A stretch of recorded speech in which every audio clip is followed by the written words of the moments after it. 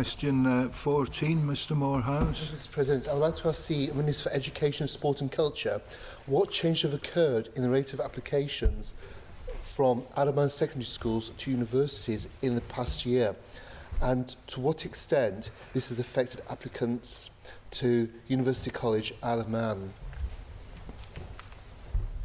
Minister for Education to reply. Thank you, Mr President. In answer to the honourable member's question, there was a 20% rise in the total number of first-year applications in 2020-21 to 765 compared with 638 in the previous academic year. Of those applications, the number of applications for UCM rose by 46% from 188 to 274. Therefore, the percentage of first-year applications to UCM out of the total number has risen from 29% to 36%. Thank you, Mr President. Supplementary, Mr. Thank you, Mr President. Have we an indication of what's happening at the current moment in time in terms of Manx students applying for university? And is there any comparable data with what's been given previously? Minister to reply. Thank the honourable member for the question. In terms of students currently at school applying for university, no, I don't have any of that data.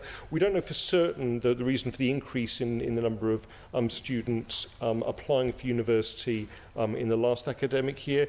This could be due to a whole range of reasons. Undoubtedly, some of this will be due to the COVID-19 pandemic and the loss of employment options, and also the increased number of courses being offered at UCM. Certainly in the last academic year, the reduction of UCAS points necessary for student awards funding from 80 down to 72 did have a significant effect in terms of increasing the ability for young people to enter into secondary tertiary education, and we can hopefully monitor their performance during the next academic year, and then cement some further ways of ensuring that all those young people who want to go to university, particularly the University College Isle of Man, get the chance to do so. Thank you. Mr Moorhouse. Thank you, Mr President, and thank you, Minister. Is any specific action being taken in local island schools at the moment on the recommendation of the department to reassure students about options for next year in terms of applying for university, given the restrictive job market that's likely to be happening in 2021? Minister. Thank you very much, Mr President. And again, I'd like to thank the honourable member for his question. Certainly, I think he's right that people need to be shown the whole range of options available for them when they leave school, whether that's going into academic degrees, but particularly some of the vocational training schemes that have been expanded at University College Isle of Man. University College Isle of Man have an open day, I think that's this week, which is being broadcast regularly on the media to try to encourage young people and their parents to come and have a look at the excellent facilities that are there and the excellent number of courses that are available to our young people. Thank you. Question 15, Mr Moorhouse. Thank you, Mr President. I would like to ask the Minister for Education, Sport and Culture what information is collected from Manx students about the reason for their prematurely ending their studies in the UK since the 1st of September 2020. Minister to reply. Thank you, Mr President. I'd like to thank the honourable member for his question. And obviously, when he's talking about prematurely ending their studies, I assume he's talking about people coming back home a little bit earlier than the time that their course would normally finish. The only information the department has access to comes from students who have informed us that they have deferred the commencement of their studies until 2021. To date, we have been notified of 29 students that they have done so.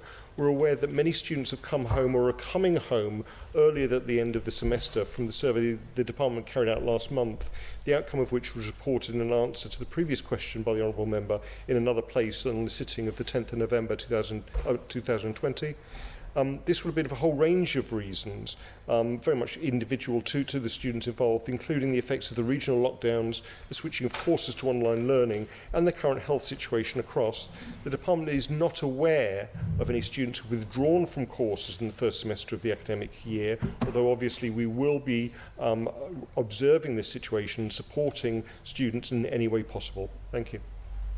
Mr Moorhouse. Thank you, Mr President, and thank you, Minister. Given the inevitable challenges that was occurring at the start of this term, did the department give any advice to students about deferring entry until next year? Minister. Thank you, Mr President. We didn't. I think it's a very valid point.